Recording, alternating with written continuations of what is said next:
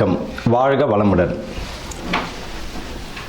இப்போ நம்ம இந்த மாசி மாதம் பலன்கள், நட்சத்திர பலன்கள், 27 நட்சத்திரங்கள், ஒவ்வொருவரும் ஏதேனும் ஒரு நட்சத்திரங்களில் பிறந்திருப்பார்கள். ஒருவரும்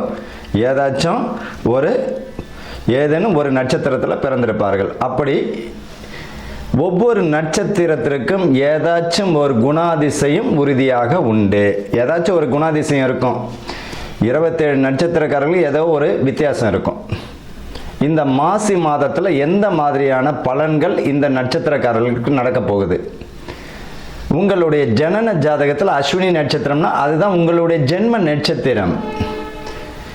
இப்போ இந்த 27 நட்சத்திரக்காரர்கள் அஸ்வினி முதல் ரேவதி வரை இந்த மாசி மாதத்தில் எந்த மாதிரியான நற்பலன்கள் நடக்க போகிறது, எதெல்லாம் நம்ம கவனமாக இருக்கணும் அப்படின்றத பற்றி தான் இந்த 27 நட்சத்திரத்திற்குரியதை பார்க்க போகிறோம். கேட்டை நட்சத்திரம் அன்பர்களுக்கும் நேயர்களுக்கும் ஆனந்த வணக்கங்கள்.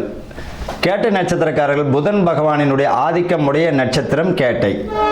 இந்த மாசி மாத பலன்கள் இந்த கேட்டை நட்சத்திரத்திற்கு எப்படி இருக்கும் அப்படின்னா, குடும்ப உறுப்பினர்களிடம் விட்டு கொடுத்து போகிறது நல்லது. பிள்ளைகளால் கொஞ்சம் மன சங்கடங்கள் வந்து நீங்கும்.